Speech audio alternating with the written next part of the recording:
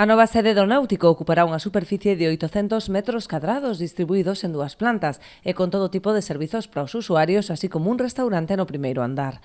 A construción do edificio é posible grazas á colaboración do Concello, que achega unha subvención de 125.000 euros. Isto, xunto cunha axuda de Turismo de Galicia e fondos propios da entidade, permitiralle asumir a obra sen recorrer a ningún crédito hipotecario, así que non suporá unha carga para as arcas do club de cara ao futuro.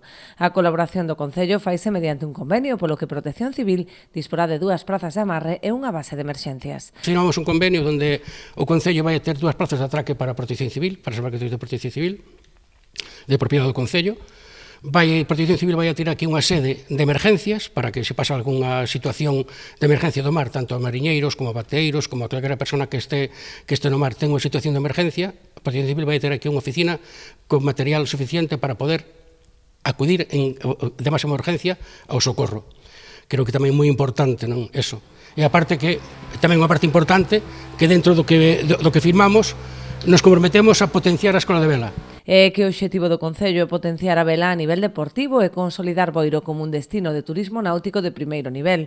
As novas instalacións contarán cunha oficina de recepción de turistas xacobeos.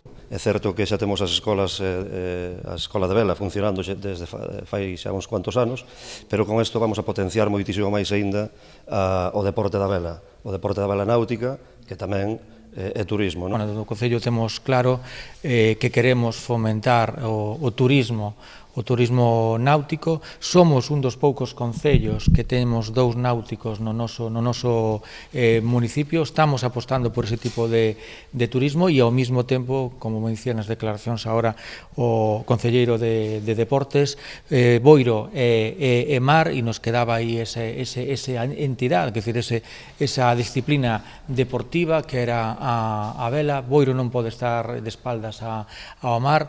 Na actualidade, as prazas de amarre están completas, polo que o club non descarta ter que aumentar os atraques nun futuro próximo, aínda que agora a prioridade é rematar a nova sede e dotala dun ascensor panorámico para o que xa teñen solicitado a axuda da Deputación da Coruña.